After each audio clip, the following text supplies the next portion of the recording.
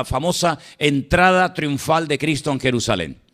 ¿Para qué entró triunfalmente Jesús en Jerusalén? ¿Para qué? Porque estaba profetizado que entraría triunfalmente montado en un pollino de asno, según el capítulo 9 del profeta Zacarías. Ahora leeremos una profecía. ¿Qué significó aquello? ¿Por qué Jesús se pone a llorar? Había subido muchas veces el Señor a la ciudad de Jerusalén. Era obligatorio para los judíos subir 3 veces al año a Jerusalén a celebrar las 3 fiestas conforme a la ley de Moisés. Y nunca había llorado, al contrario. Eran fiestas de alegría, eran fiestas de júbilo, eran fiestas para recordar acontecimientos maravillosos del pasado, cosas que el Señor había hecho por ellos. Pero ese día, en esa última subida a Jerusalén, el Señor llora y llora de una forma tremenda y dice aquello de Jerusalén, Jerusalén, que matas a los profetas y apedreas a los que yo te envío. ¿Cuántas veces yo quise juntar a mis hijos como las gallinas juntan a sus polluelos y no quisisteis? Y ahí lanza una palabra profética acerca del destino de la ciudad de Jerusalén, que en menos de 40 años, es decir, 37 años después, la ciudad de Jerusalén quedó arrasada, incluido el templo. Así que tenemos que entender el motivo por el cual el Señor Jesucristo entró triunfalmente en Jerusalén, y vamos a ver también, con la ayuda del Señor, cómo para el pueblo no se cumplieron las expectativas que tenían depositadas en el Señor. De ahí que muchos, incluidos sus discípulos, se llevaran una tremenda desilusión porque ellos esperaban algo que no ocurrió. Y cuando tú esperas algo y no lo recibes, te sientes desanimado, ofendido, frustrado, desanimado, etcétera, etcétera. Volvamos nuevamente a la porción de Mateo capítulo 21, que era la que se leyó esta tarde, haciendo referencia a esa entrada triunfal. Y en Mateo capítulo 21 dice que esta entrada fue el cumplimiento profético. ¿Pero el cumplimiento de qué profecía? El cumplimiento de esta profecía que yo te voy a leer ahora, que dice así, ahora te digo dónde estoy. Alégrate mucho, hija de Sión.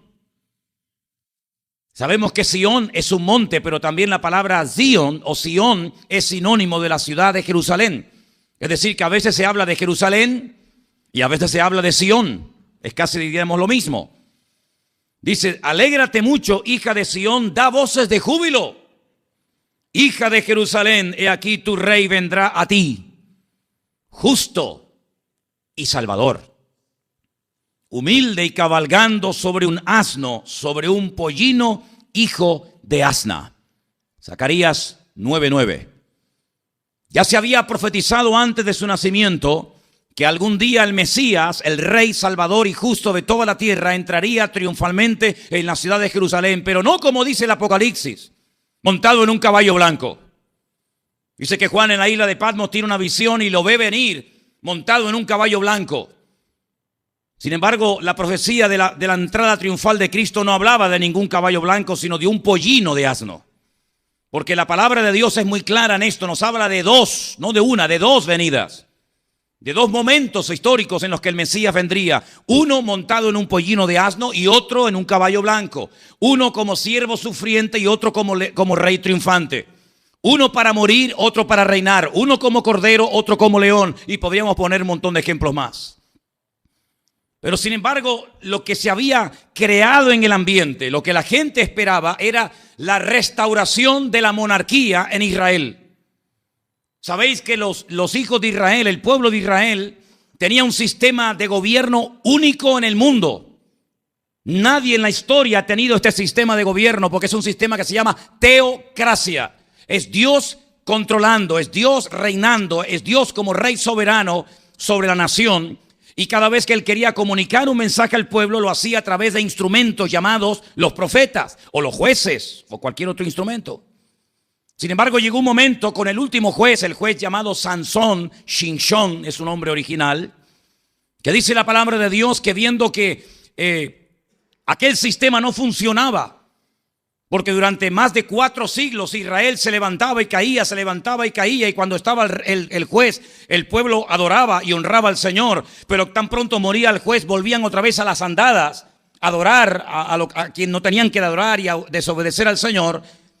Pues los ancianos de Israel se cansaron de ese sistema. Además sabían que cuando muriera Samuel, sus hijos Abías y Joel no serían buenos jueces.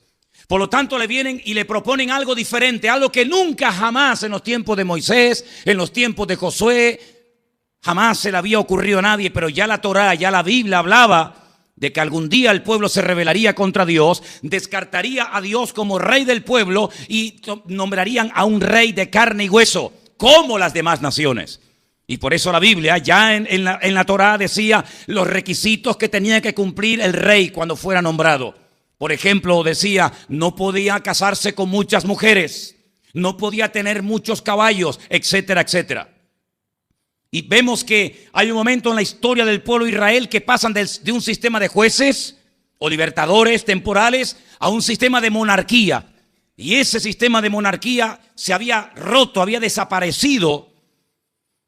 Y los israelitas confiaban de que algún día cuando viniera el Mesías, el sistema de monarquía volvería a ser restaurado.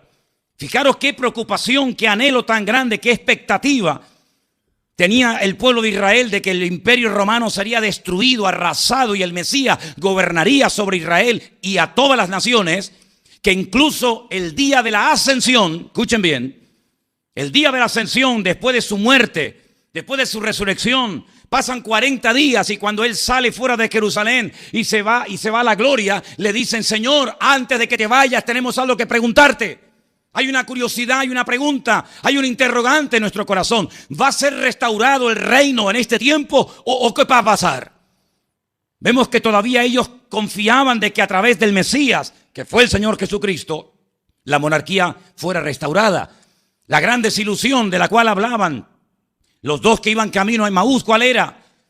Esperábamos que él fuera el Mesías, esperábamos que el reino fuera restaurado, esperábamos que el enemigo fuera vencido y no ha ocurrido nada de eso, sino todo lo contrario. El enemigo ha matado a nuestro supuesto Mesías, el reino no se ha restaurado y el enemigo sigue gobernando y aplastando nuestra tierra. Por eso cuando el Señor Jesucristo entra triunfalmente en Jerusalén, la gente dice, este tiene que ser. Y por eso si volvemos al capítulo 21 del libro de Mateo, vais a ver que ellos utilizan una expresión que era la expresión que estaba preparada única y exclusivamente para que cuando viniera el Mesías se utilizara. Y la expresión la encontramos en el versículo 9. La gente que iba delante y la que iba detrás aclamaba diciendo, Hosana. Hay que saber lo que estamos diciendo. ¿Qué significa Hosana? Señor, sálvanos. Eso significa la palabra Hosana. Hoshiana. Señor, sálvanos. Hijo de David. Ellos sabían que David había recibido una promesa de que nunca faltaría un hijo varón que se sentara en el trono. Es decir, el Mesías no podía ser de la tribu de Manasés, ni de la tribu de Leví, ni de la tribu de Zabulón, sino de la tribu de Judá, del león de la tribu de Judá. Un descendiente directo, entroncado con la tribu de Judá, descendiente del rey David. Por eso ellos saben que este puede ser el Mesías, porque su madre, María, y su padre, José, son de la tribu de Judá. Por lo tanto, este tiene que ser el Mesías. Entonces, el cántico, la expresión, Hosana al Hijo de David. Bendito el que viene en el nombre del Señor. Hosana en las alturas.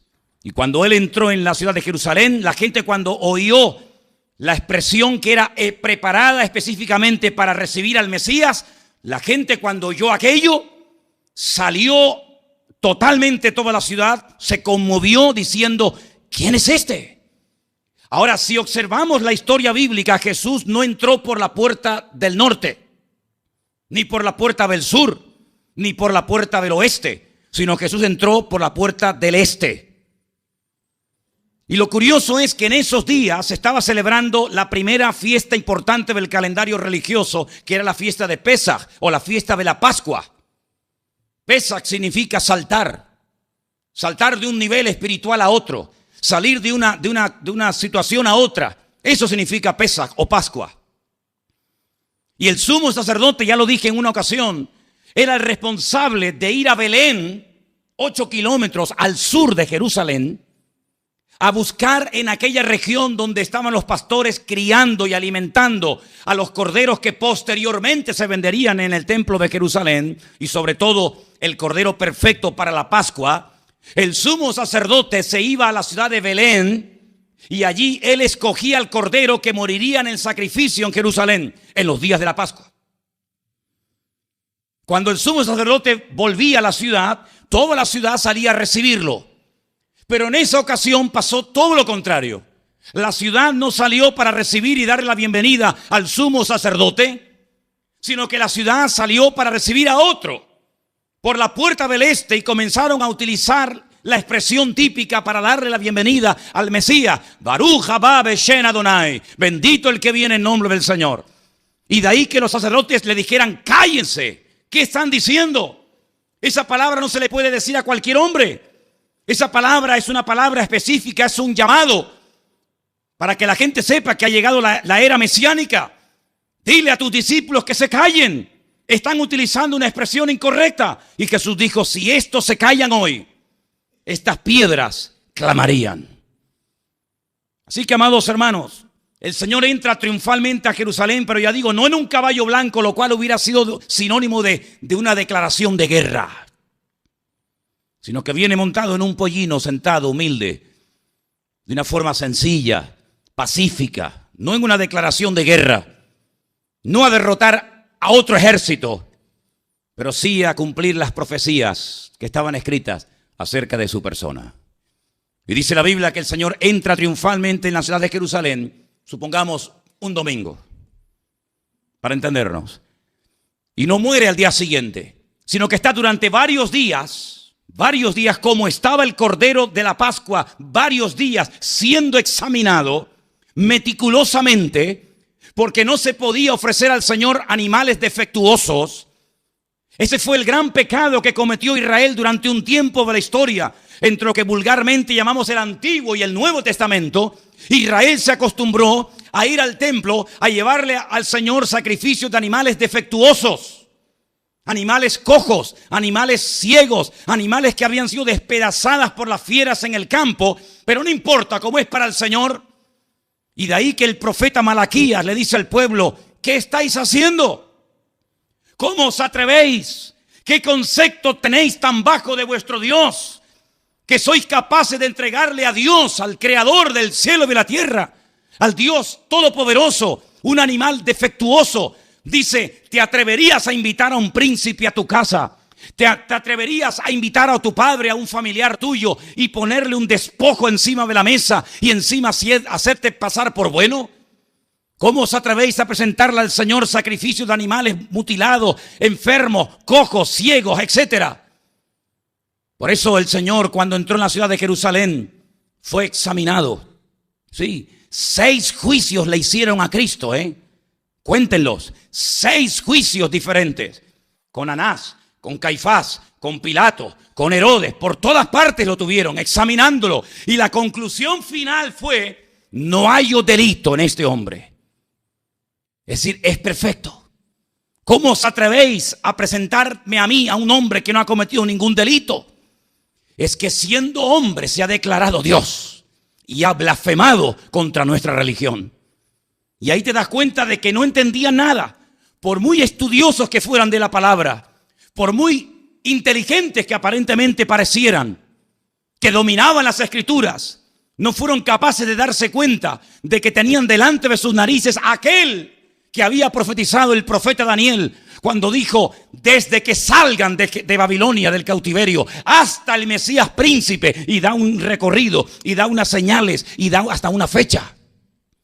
Por eso el Señor, cuando entra a Jerusalén, les dice, ay, si ustedes entendieran, si ustedes supieran que este no es un día cualquiera, no es un día como cualquier otro, sino es un día de visitación, es un día de restauración, es un día distinto, pero ustedes no lo entienden y por eso se quebranta y por eso llora.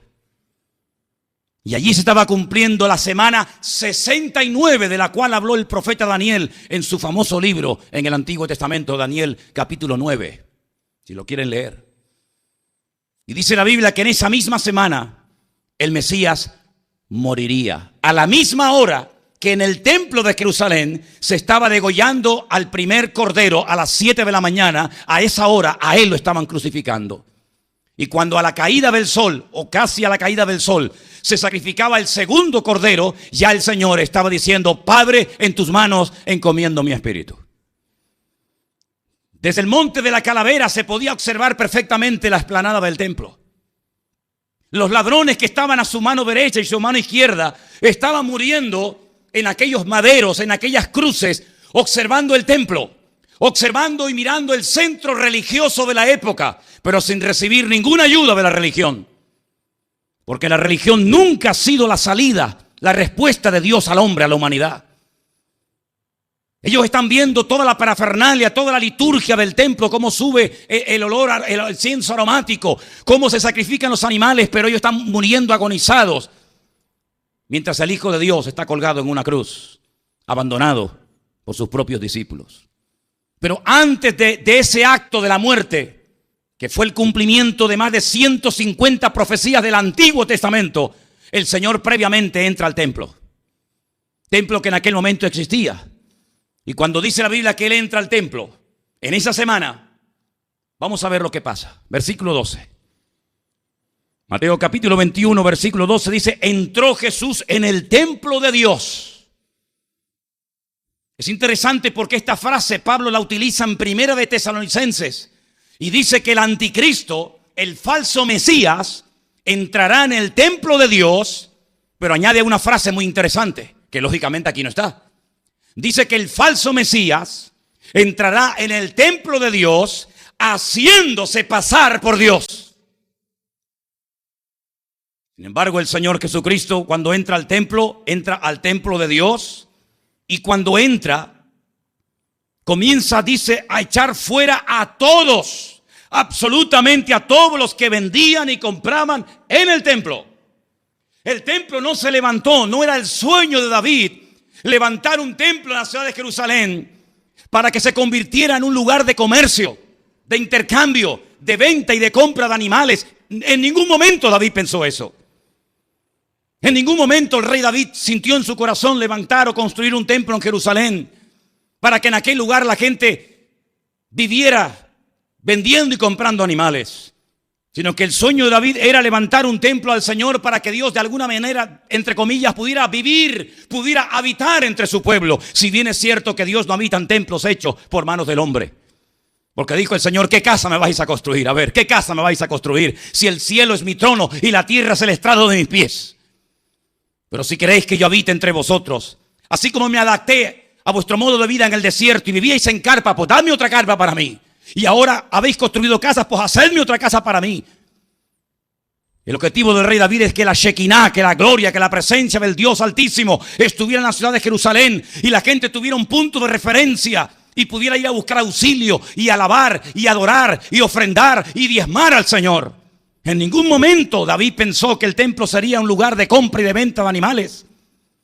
Esto lo habían consentido los religiosos de la época, y el sistema sacerdotal religioso estaba tan corrompido, que cuenta la historia secular que ya no era como tenía que ser traspasarse de padres a hijos el cargo, sino que los cargos se compraban con dinero. Porque en vez de servir a, se servían de. En vez de servir al pueblo, se servían del pueblo para pegarse la gran vida. Así que el concepto del sumo sacerdote no era servir al pueblo, sino era servirme del pueblo para pegarme la gran vida. Y por eso la gente compraba el cargo de sumo sacerdote. Y curiosamente no había uno, había dos. Cosa que estaba totalmente prohibido por la Torá. No se podía presentar dos sumos sacerdotes a la presencia del Señor. Pero el hombre tergiversó, corrompió tanto la ceremonia en el templo, que estaba uno llamado Anás y estaba otro llamado Caifás. Y uno era saduceo y otro era fariseo. Y había una competencia entre ellos. ¿Qué te parece? Increíble. Esto no es algo nuevo. Hemos visto esta semana cómo los hijos de Elí, que eran sacerdotes en Shilo, en aquella carpa, Ofni y Fines, eran sacerdotes impíos, corruptos, sin temor de Dios. Fornicaban en la puerta del tabernáculo y el pueblo lo sabía. Y en ese ambiente corrupto nace, gloria a Dios, el profeta Samuel, que llega a ser un hombre tremendamente poderoso en las manos del Señor. Así que Jesús entra al templo y se da cuenta de algo que se ha permitido durante años y años, durante generaciones y generaciones, pero nadie ha tomado cartas en el asunto. Nadie ha movido ni un dedo. Ni Anás, ni Caifás, ni los escribas, ni los fariseos, ni los saduceos. La gente se acostumbró a tener un templo contaminado, un templo inmundo. un centro de comercio con el cuento de la religión. Y Jesús entra, dice versículo 12, y echó fuera a todos los que vendían y compraban en el templo. A todos. Y volcó las mesas de los cambistas, los que cambiaban las monedas, de los peregrinos que venían de todas partes del Imperio Romano y venían con la moneda de ese lugar, y ellos cambiaban las monedas para poder comprar los animales. Y volcó las mesas de los cambistas, las sillas de los que vendían palomas, y dijo algo tremendo. Escrito está: mi casa, casa de oración será llamada, mas vosotros la habéis hecho cueva de ladrones. Esto es un lugar donde el hombre puede conectarse con el Creador y donde el Dios puede hablar con la nación, con el hombre. Pero vosotros lo habéis roto todo, como siempre, todo lo rompemos siempre nosotros los hombres. Si vemos en el libro del Génesis, Dios crea un mundo perfecto y Dios dice, y vio Dios que todo era bueno. ¿Creéis que Dios diría exactamente lo mismo hoy en día? Este mundo no tiene absolutamente nada que ver con el mundo perfecto y maravilloso que nuestro Dios creó. Lo hemos contaminado, lo hemos deteriorado, lo hemos roto. El hombre ni siquiera se parece en nada a aquel hombre perfecto que tenía una comunión con el Señor tremenda por la mañana, por la tarde y por la noche y cuando quisiera. El hombre no enfermaba, no tenía calor, no tenía frío. Era una armonía total y absoluta en el hombre y la naturaleza y el hombre. Todo lo ha deteriorado el hombre. Se ha producido un desequilibrio. El pecado es como un veneno que se metió en la creación y lo cambió todo. Alteró la naturaleza pacífica de los animales. Alteró la productividad de la tierra. Lo destrozó todo. Porque ese es el efecto del pecado. Tú miras a un bebé tan bonito de días o de semanas o de meses y dices, qué bonito, qué hermoso, qué lindo, qué bien huele, que te dan ganas de morderlo, de jugar con él. Y cuando ves a ese niño tan hermoso con 18, 20 o 30 años, se puede llegar a convertir en el peor asesino de la humanidad. Ese hombre con 28 años que se acaba de estrellar y suicidar matando a más de 150 personas, un día fue un niño hermoso, un niño que gateaba, un niño que tuvo que aprender a caminar, a hablar, a jugar, a pensar, a leer y a escribir. Un niño inocente como cualquiera de los que tenemos en la iglesia. Pero al llegar a cierta edad, aquel niño hermoso, bonito, que daba gusto jugar con él y olía bonito, se convirtió en un loco. Que sí pasará la historia, pero no para hacer algo bueno, sino por ser un loco y un asesino. Y no sé ni qué calificativo utilizar. Así que, amados hermanos, cuando el Señor entra en el templo, se da cuenta de que lo que Él había creado, lo que Él había permitido que se reconstruyera era el segundo, no el primero, el segundo templo. Lo han convertido en una cueva de ladrones. Y ahora podéis entender ante este ambiente contaminado y corrompido, ¿por qué la gente no iba al templo? ¿Cómo van a ir al templo? ¿A qué? ¿A qué van a ir al templo? Los enfermos, los endemoniados, los cojos, los mudos, los paralíticos buscaban una salida, una esperanza. ¿Dónde? Pues hemos oído que hay un estanque por ahí cerca del templo que se llama Betesda. Y dicen que hay un ángel que de vez en cuando baja del cielo y mueve las aguas del estanque, y el primero que se mete, pues dicen que se sana. Y la gente se iba. Juan capítulo 5. Gran multitud de enfermos, mudos, paralíticos, ciegos, leprosos, allí se iban. Y preferían esperar una semana, 2 semanas, un mes, 10 meses, un año, toda la vida, esperando algo que nunca ocurría. Pero se había creado una expectativa, ¿no? Una ilusión. Aunque sea un ángel, me da igual, ya que Dios allí no se mueve. Por lo menos aquí que se mueva un ángel, si es que se mueve. No iba nadie. Es como en los tiempos de Saúl. ¿Qué podía ofrecer Saúl? Un rey desobediente, un rey rebelde. Un rey que le dices una cosa y hace todo lo contrario. La gente prefería irse al desierto y meterse en una cueva, vivir como si fuera un caníbal, un salvaje, en la famosa cueva de Adulán. Pero allá adentro había un joven llamado David, que creaba una expectativa y una ilusión, y por las noches hacían un fuego, y alrededor del fuego cogía un arpa y se ponía a cantar: el Señor es mi pastor y nada me faltará, y aunque ande por valle de sombra y de muerte, no temeré mal alguno. El Señor es mi luz y mi salvación, aunque un ejército acampe contra mí, no temerá mi corazón. Preferían estar en una cueva metidos con David que en un palacio con Saúl. Y así pasaba en Jerusalén. En el templo no se sanaba a nadie, no había milagros, no había vida, no había mover de Dios, porque la habían convertido en una cueva de ladrones. ¿Y cuántas iglesias, cuántas catedrales, cuántos templos, cuántos edificios supuestamente construidos y levantados para adorar a Dios son hoy en día cuevas de ladrones, de comercio, de negocio, donde hay muerte y no hay vida y no hay esperanza? Y los mendigos prefieren vivir de las migajas, de las monedas que le tiran los peregrinos que van a entrar, que entrar dentro a recibir, ¿qué? Nada. Por eso el Señor entró al templo de Jerusalén y tiene que limpiar el templo. Y eso es lo primero que el Señor quiere hacer en la vida de todos y cada uno de nosotros, queridos hermanos. Primero Él quiere entrar dentro de ti. La gente lo pone en la pared, la gente lo pone en una estampita, la gente lo pone en una medalla, lo ponen por todas partes menos donde tienen que ponerlo, que es dentro de su vida, dentro de su corazón. Y Él no limpia el templo de afuera hacia adentro, sino que Él se mete dentro del templo y comienza a tomar medidas y comienza a limpiarlo y comienza a purificarlo. ¿Cuántos dicen amén? Y comienza a limpiar de adentro para afuera. Y es esa obra transformadora que hace el Espíritu Santo en la vida de todo aquel hombre y mujer que se deja tratar por sus manos. ¿Cuántos dicen amén? Y comienza a sacar toda la basura que hemos acumulado durante tantos años. Hay un momento en la historia en la que dice que el templo estaba cerrado. Y el rey Josías dice, vamos a inaugurar otra vez el culto, vamos a abrir otra vez la casa del Señor. Pero hay que limpiarla primero. Y comienzan a sacar basura, ídolos, imágenes, estatuas, un montón de basura del templo. Y de repente dicen, no sabes lo que hemos encontrado. No te haces ni una idea de lo que hemos encontrado entre la basura del templo. Dice, ¿qué? El libro de la Torá, un Sefer Torá, unos rollos de la palabra de Dios, los hemos encontrado en medio de la basura. Han estado años tirados allí, menospreciados por el pueblo. Josías dice, traédmelos. Y comenzármelo a leer. Y comenzaron a leerla. En el principio creó Dios los cielos y la tierra era un caos y desorden y vacía, pero el Espíritu del Señor, y así fueron por Génesis, por Éxodo, por Levítico, por Números, por Deuteronomio, y llegó un momento en el que dijo, Dios mío, perdónanos. Perdónanos porque no solamente cerramos tu casa, sino que menospreciamos tu palabra. Y en este día queremos reconciliarnos contigo y empezar de nuevo. Hay momentos en la vida que es mejor empezar de nuevo.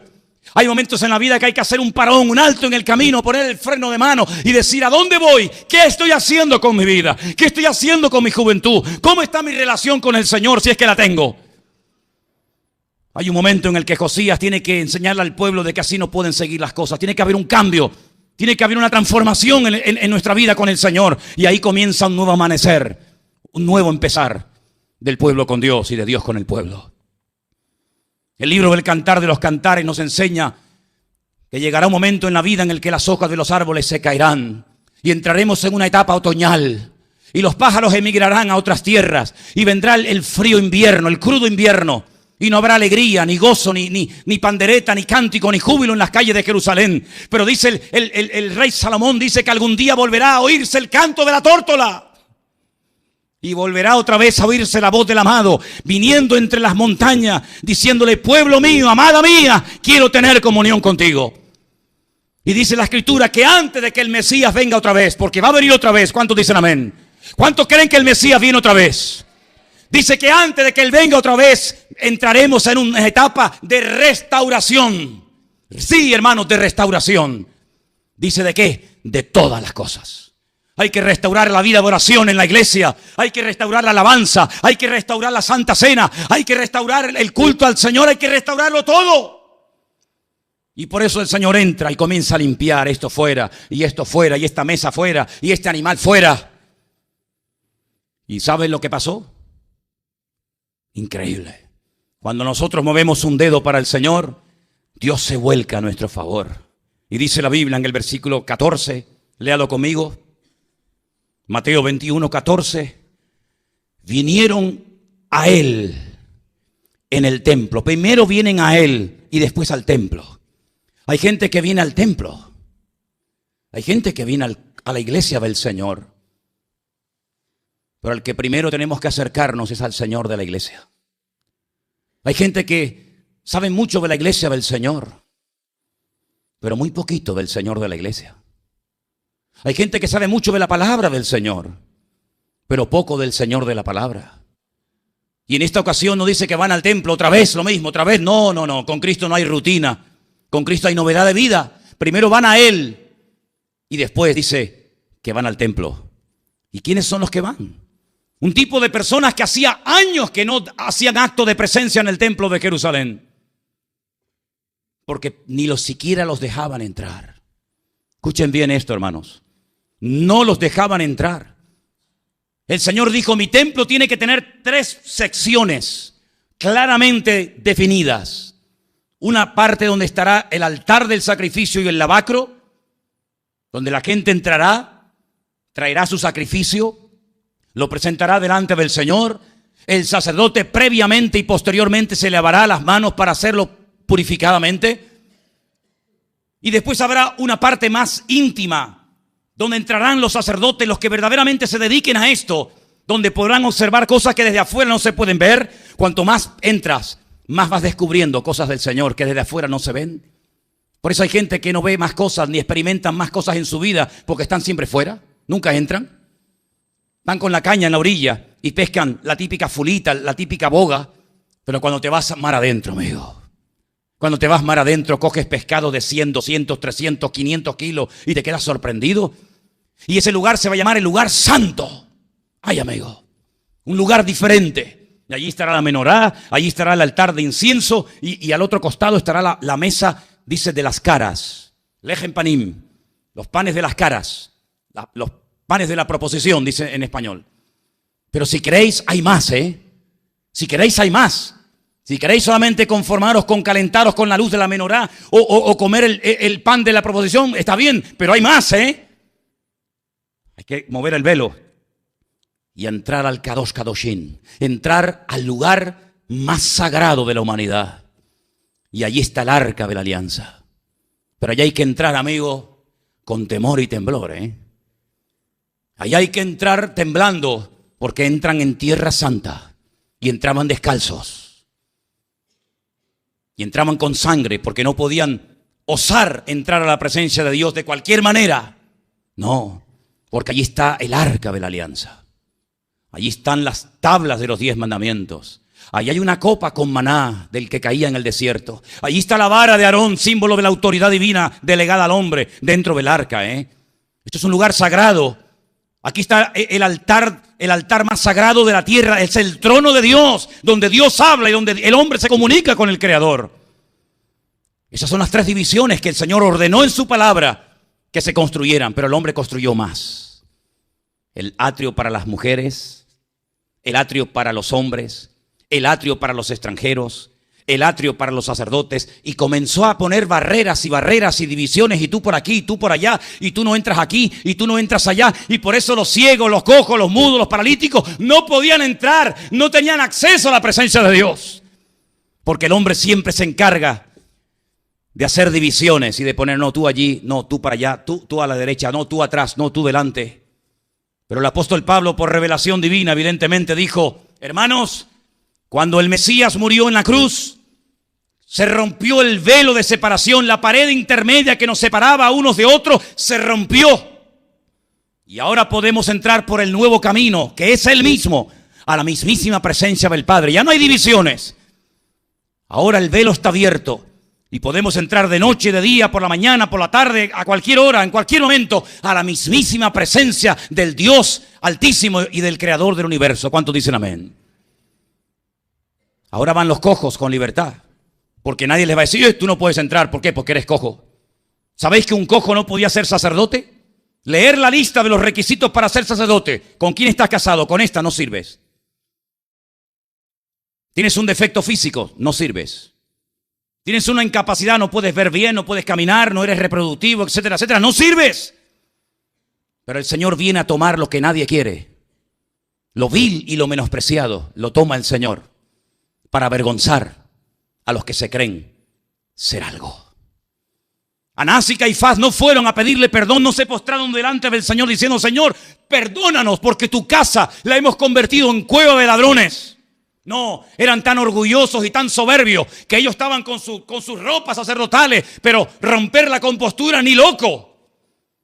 Pero a los cojos, a los mudos, a los ciegos, a los verdaderamente necesitados, no les importó salir corriendo, cojeando, tropezando para llegar a donde él estaba. ¿Y saben lo que pasó?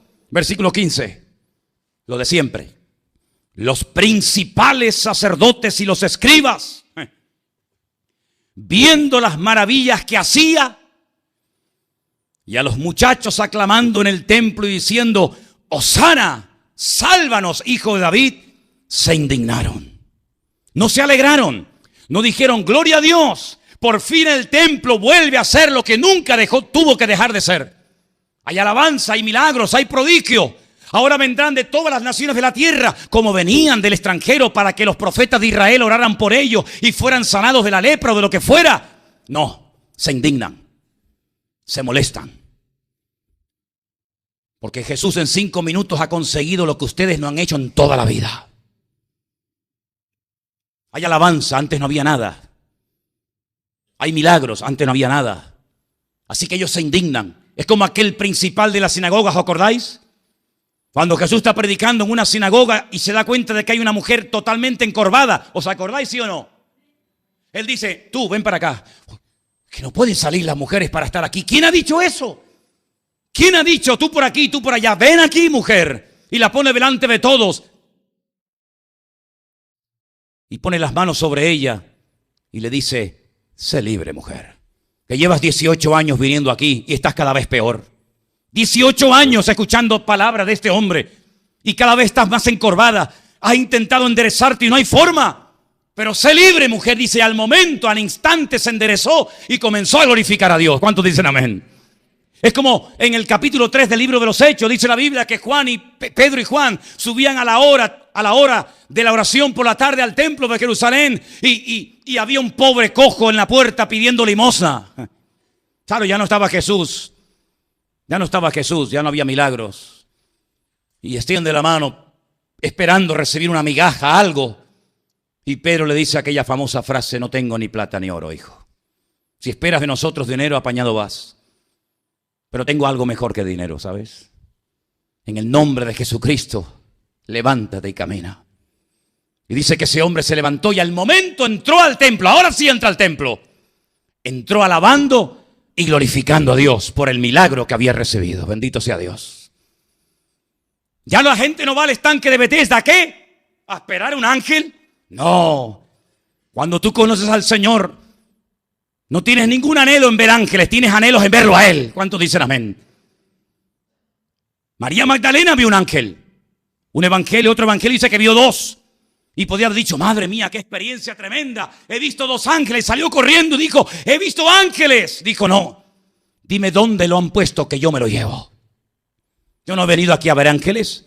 Yo no he venido aquí a tener experiencias extrasensoriales. Yo no he venido aquí a tener una emoción pasajera y transitoria. Yo he venido aquí a adorar a mi Rey, a mi Señor.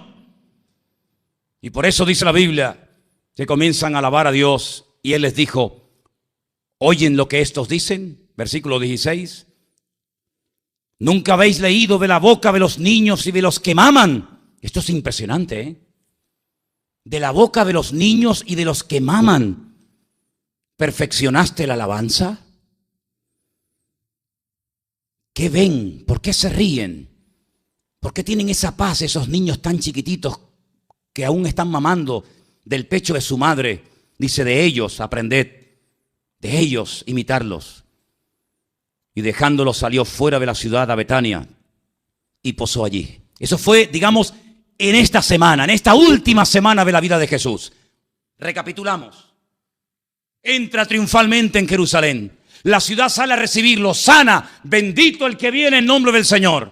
Entra al templo, limpia el templo, comienzan alabanzas, comienza adoración, comienzan señales, milagros y prodigios. Bueno, ante todo esto, el cumplimiento de Zacarías 9:9, ante la manifestación tremenda de milagros, señales y prodigios, esto va viento en popa y a toda vela, ¿sí o no? Comienzan a organizarse para decir: tenemos que acabar con este hombre. No podemos permitir que las cosas cambien tan radicalmente. ¿Sabes que hay gente así en las iglesias hoy en día? ¿Sabes que hay gente que dice: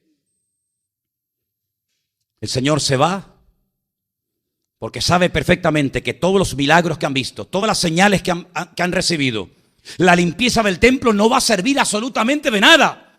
Días más tarde vuelve al templo. Días más tarde vuelve. Y cuando salen del templo, los discípulos le dicen: Señor, ¿has visto qué pedazo de templo tenemos nosotros los judíos? Ni el templo de Júpiter, ni el templo de ninguna diosa romana o griega es tan hermoso como el nuestro. Mira cómo Herodes le ha puesto oro a las puertas. Es un templo precioso. Y el Señor dice: ¿sí? ¿Veis todo esto? No quedará piedra sobre piedra que no sea destruida. ¿Cuándo, Señor? En esta generación. Antes de que esta generación termine, ni una piedra quedará sobre otra piedra. ¿Cuánto es una generación según la Biblia? 40 años. En el año 70, el emperador Tito, en colaboración con algunos judíos traidores, uno de ellos Josefo, les dijo cómo podía entrar y conquistar la ciudad de Jerusalén y destruir el templo. Y fue destruido hasta el día de hoy. Desde el año 70 hasta hoy, 2015, marzo del 2015, no hay templo en Jerusalén. Se cumplió literalmente la palabra del Señor. No hay templo, lo destruyeron, lo arrasaron, araron la explanada del templo, le cambiaron el nombre a la ciudad, de Jerusalén a Elia Capitolina, le cambiaron el nombre al país, de Israel a Palestina, para que no quede recuerdo de esta gente. Así es el hombre. Tantos milagros, tantos prodigios, tantas maravillas. La pregunta es, ¿para qué? ¿Dónde estaba Bartimeo el día que a él lo crucificaron? ¿Dónde estaba? ¿Dónde estaban los 10 leprosos? Por lo menos aquel que volvió a darle gracias al Señor. ¿Dónde estaba el día que lo crucificaron? ¿Dónde estaba Marta y María y Lázaro? Lázaro, que te resucité después de 4 días de estar muerto. ¿Dónde estaba cuando me clavaron a mí en la cruz? ¿Dónde estaba Pedro? Aquel que había caminado por encima de las aguas. Aquel que había visto a Moisés y a Elías hablando con el Señor en el monte Tabor. No estaba. ¿Te das cuenta que milagros, señales y prodigios, sí, son impactantes, son muy bonitos? Pero lo que cambian verdaderamente al hombre no es lo que pasa por fuera, sino lo que pasa por dentro. Y ese es el cambio que el Señor quiere hacer en nuestras vidas. Hemos visto en esta semana, hablando de Saúl, hablando de Samuel, hablando de los hijos de Saúl, hablando de los hijos de Samuel, que a veces es más fácil cambiar por fuera que cambiar por dentro. ¿Sí o no? Por supuesto. Es mucho más fácil aparentemente cambiar por fuera, dejar ciertos hábitos y costumbres, que cambiar interiormente. Pero eso es lo que Dios quiere. Hay iglesias que se especializan en cambiar la apariencia exterior de la gente. Hay sectas que tienen una forma típica de vestir, de caminar, de hablar, de pensar, de actuar, y son expertos en cambiar a la gente por fuera. Pero el Señor es un experto en cambiar a la gente por dentro. De tal manera que dice la Biblia: diga al débil, fuerte soy. De tal manera que las cosas viejas pasaron, y aquí todo se ha hecho nuevo. Una nueva creación, un nuevo comienzo, un nuevo amanecer en el Señor. ¿Cuántos dicen amén? Todo esto pasó en esta semana. En esta semana que estamos recordando en estos días, la entrada triunfal, la limpieza del templo, la purificación del templo, los señales, los milagros, los prodigios, el burrito. Pero escuchadme una cosa. No puedo dejar de decir esto. Jesús no entró a pie. Jesús entró caminando, no. Corriendo, no. Entró montado en un animalito, en un pollino de asno, sencillito, pequeño, hijo de una asna. Ponen sobre él sus mantos y entran. Y toda la ciudad comienza a cortar ramas. De ahí viene lo del famoso Domingo de Ramos, ¿verdad? Y a tender los mantos en el camino. Y todo el mundo comienza a aplaudir y a decir: ¡Hosana! Bendito el que viene en nombre del Señor. Sálvanos, hijo de David. Y yo pregunto en esta tarde: ¿ya ha entrado triunfalmente Cristo en tu vida? ¿Ya entró? Cuando algunos vieron toda aquella puesta en escena, algunos decían en el versículo 10: ¿quién es este? ¿Quién es este? Algunos respondieron: este es Jesús, el profeta de Nazaret de Galilea. Hombre, no está mal la respuesta, pero te quedaste corto. Es mucho más que un profeta. Es mucho más que eso. Si para ti es simplemente un profeta, pues ¿qué diferencia hay entre él y Samuel? Si Jesús es de Nazaret de Galilea y es un profeta, ¿qué diferencia hay entre él y Elías? O entre él y Daniel, o entre él y Jeremías o Isaías. Es otro más. ¿Sabes que algunos siguen diciendo hoy en día que Jesús fue un gran profeta? Algunos dicen, no, que yo creo en Cristo. ¿Y quién fue Cristo para ti? Pues un profeta muy bueno y muy poderoso. Como Moisés, como David, como Abraham, como como el otro, un profeta. Es como aquel que toca por la noche en la puerta de Jesús y el Señor le abre la puerta y le dices, maestro, rabí, mi maestro. Nadie puede hacer las señales que tú haces si Dios no está contigo. ¿Respuesta equivocada? No, pero te has quedado corto. Es como cuando Pablo dice, yo sé que tú crees en los profetas. Y aquel le responde y le dice, por poco me persuades a ser cristiano. Hay gente que, sí, es un maestro, es un profeta, es un personaje histórico, un buen orador, un hombre con un carisma impresionante, con un poder de convocatoria alucinante, pero ahí se quedan. No son respuestas malas, no son respuestas incorrectas, pero son respuestas que se quedan cortas. Yo te pregunto a ti en esta tarde, ¿quién es para ti Jesús de Nazaret? ¿Quién es? ¿Uno más? Pues si para ti Jesús de Nazaret es uno más, tú nunca vas a cambiar de vida. Si para ti Jesús de Nazaret fue un buen hombre que enseñaba cosas dignas, yo te digo que si tu concepto de Cristo es que Cristo fue un buen hombre, te equivocas. Si tu concepto de Cristo solamente llega hasta creer, decir o confesar que Él era un buen hombre, te digo que te equivocas, porque no era un buen hombre. Si para ti era un buen hombre, era un mentiroso. ¿Cómo? Claro, porque Él dijo, yo soy el camino, la verdad y la vida. Y nadie va a Dios sino a través de mí. Si era un buen hombre, pero no era el camino, no era la verdad, no era la vida, no era el Salvador del mundo, no era el Alfa y el Omega, no era el Verbo hecho carne, no era el principio y el fin, no era el Cordero de Dios, entonces era un mentiroso.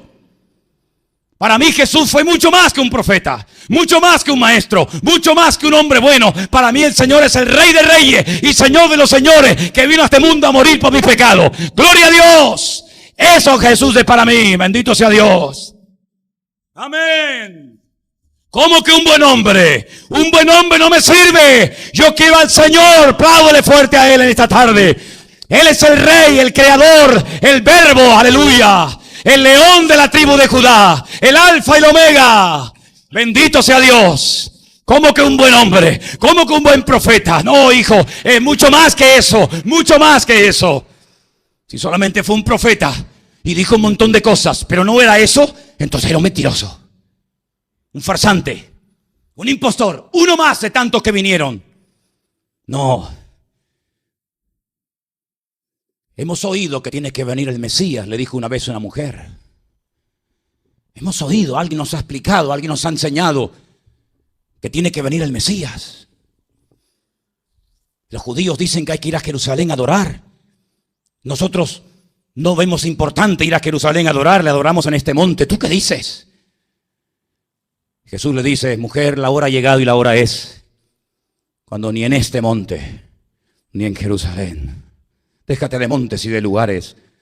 Ha llegado el momento cuando mi Padre está buscando verdaderos adoradores que le adoren en espíritu y en verdad. Y si estás buscando al Mesías, te digo, yo soy el Mesías. Así de claro, yo soy el Mesías.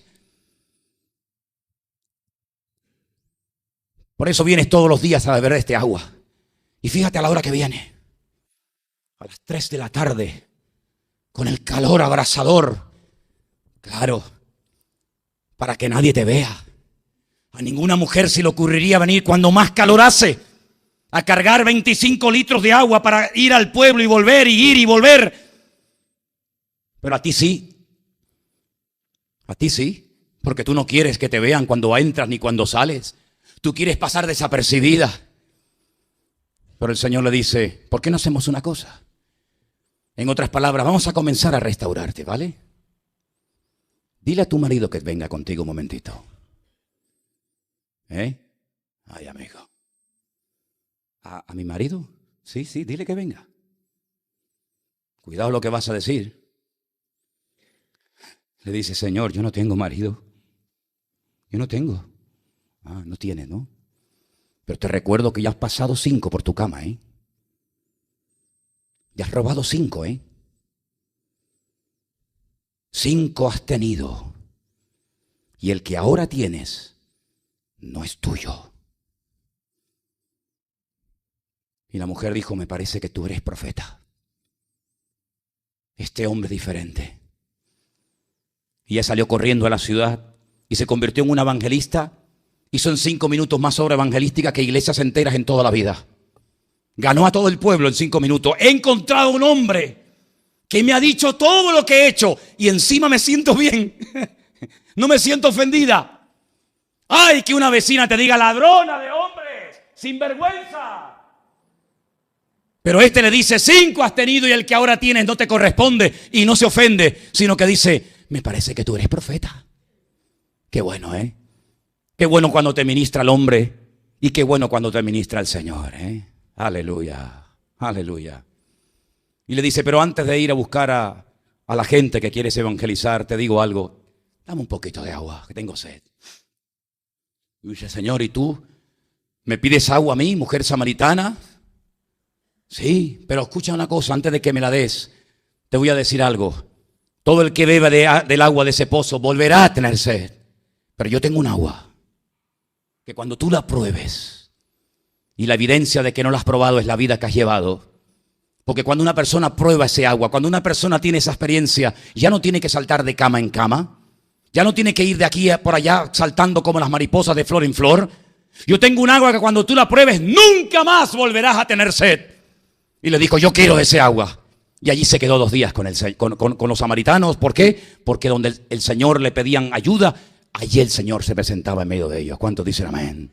Bendito sea Dios. ¿Sabes qué, hermanos? En esta semana vamos a ver los famosos tronos, imágenes que entran, que salen, Sevilla, Málaga, La Laguna, Candelaria, y vamos a ver otra vez toda la parafernalia religiosa. Ay, si el Señor entrara en esos templos y catedrales, no daría abasto de tanta basura que han metido en su nombre. Él no tiene nada que ver con todo eso. A Él no hay que meterlo y sacarlo y cargarlo y orarle. Y no. Él es el que ha venido para darnos vida, para darnos libertad y vida en abundancia. ¿Cuántos dicen amén? Y quiero terminar diciendo algo. Él escogió a propósito. No fue una casualidad. Ay, coincidió. No. Aquí no coincide. Aquí son las cosas matemáticamente. Él decidió la última semana de su vida, cuando se celebraba la Pascua, ir a Jerusalén a morir. Porque en la Pascua se derramaba sangre.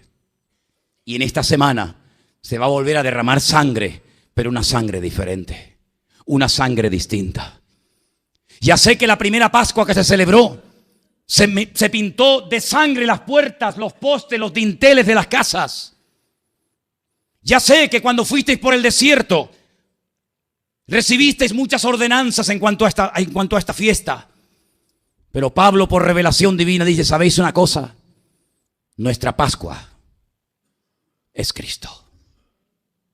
Mi Pascua es Cristo.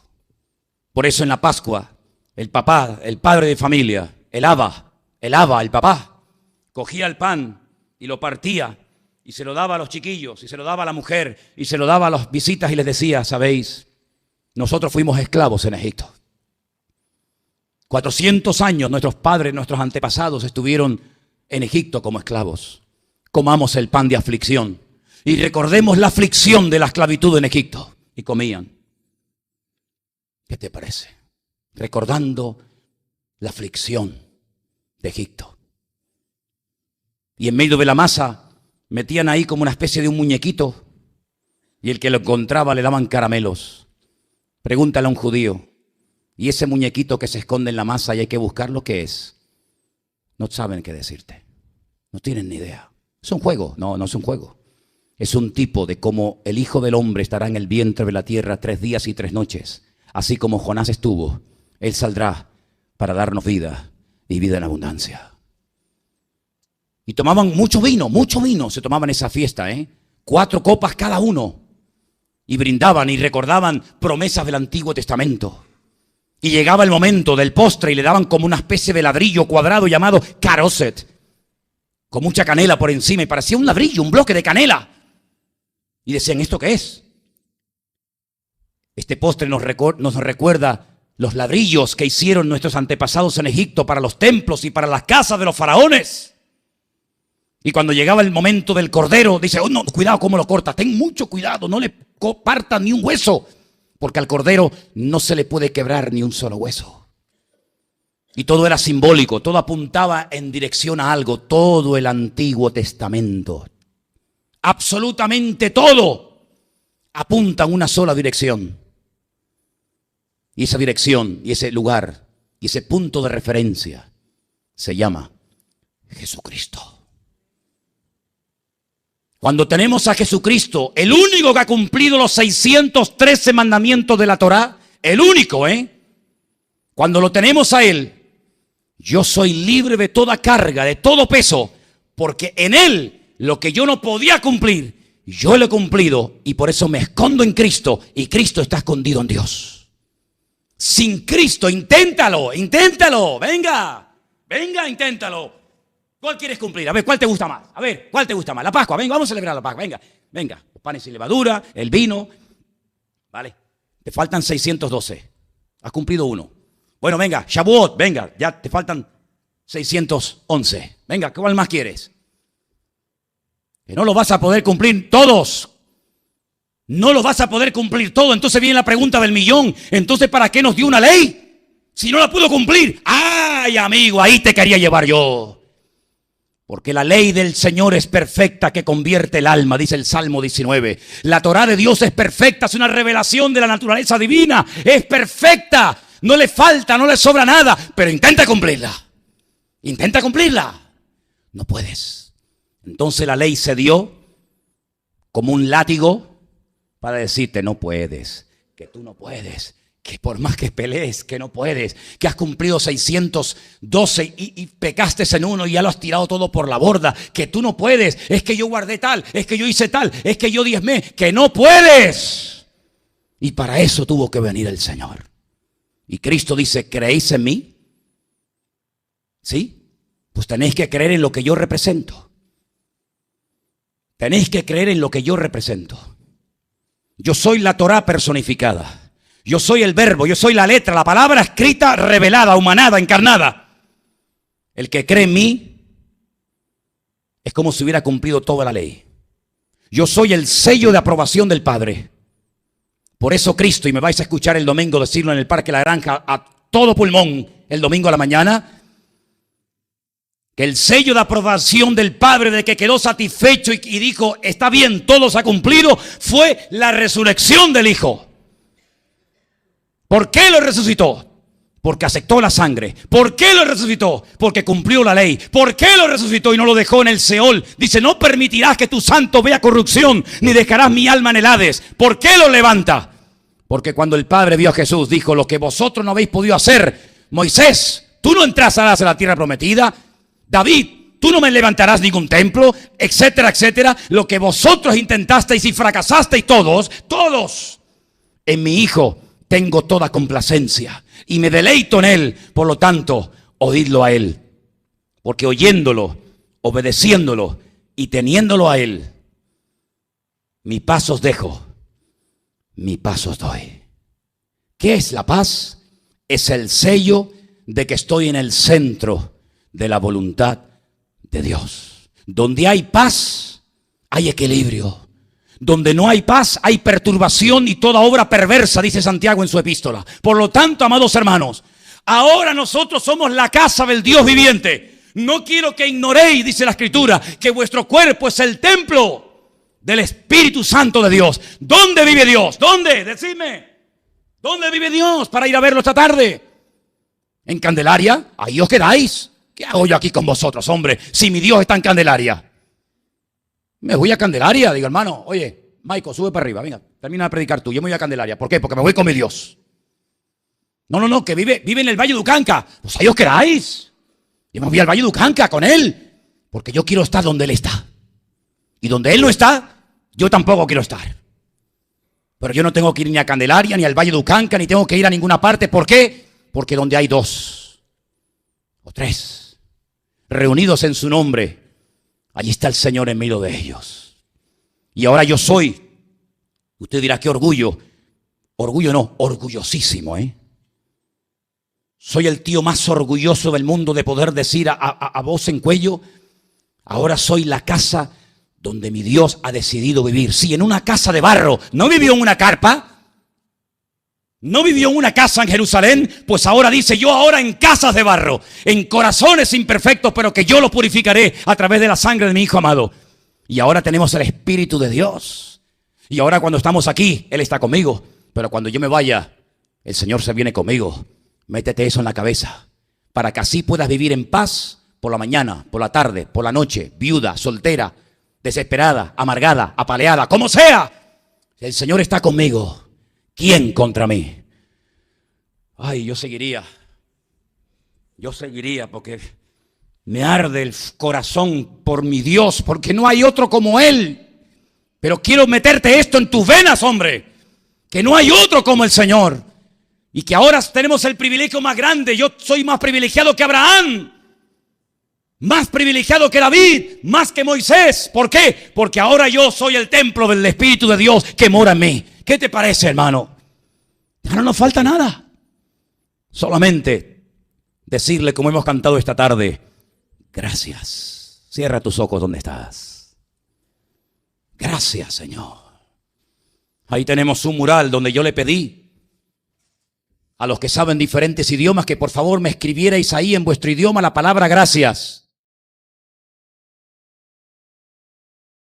Porque es la palabra más hermosa de nuestro vocabulario. Gracias, Señor. Gracias, Señor. Vamos. Gracias, Señor. Dígale: gracias, Señor. En esta semana yo te pido que entres triunfalmente en mi vida. Dígaselo. Entra triunfalmente en mi vida. Entra triunfalmente en mi casa, Señor. Quita de mi vida lo que no te guste. Quita las ovejas, vuelca las mesas, rompe las estructuras, rompe los esquemas. Pero no pases de largo, Señor. Limpia mi vida, limpia mi templo, limpia mi casa. El que estaba dormido se despertó finalmente. Gloria a Dios. Gloria a Dios. Todo está bajo control. No fue sin querer, fue queriendo. Amigo. Te das cuenta, Dios te despierta por la guitarra, por el predicador, por el niño, por el coche, por la pita. Dios te va a despertar sí o sí. Apláudale al Señor en esta tarde, hermano. Gloria a Dios. ¡Gloria a Dios!